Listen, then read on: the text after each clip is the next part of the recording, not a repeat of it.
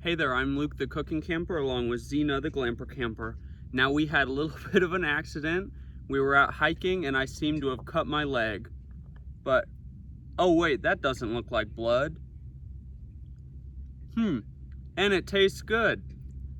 Check out how we made this fake edible delicious blood.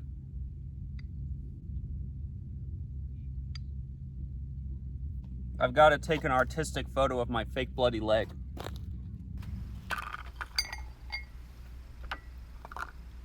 Now originally, I looked online and found a bunch of different recipes for fake blood, and I was going to try them out. But most of them involved cooking the substance and had a whole bunch of ingredients, and I just thought that was too much work. So we're just going to play with the stuff that I have and see if it works.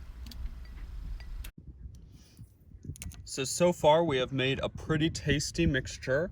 It's 1/4 cup of our strawberry bloody orange juice, 1/2 cup of light corn syrup, and 1/8 cup of crunchy almond butter.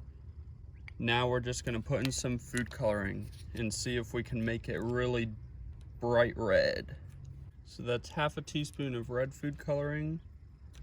Then we're gonna do 1/4 teaspoon of blue and green. And another 1/2 teaspoon of red. Well, I'd say that's a success. Deep red, chunky blood. And it tastes good too. Well, thank you very much for watching this video. We have our delicious blood here. If you liked this video, make sure to give it a big thumbs up, comment down below, and subscribe to our channel. Don't forget to hit that bell notification so that you get notified when we upload our next Halloween fall-inspired video. Thanks, and we'll see you next time. That is good.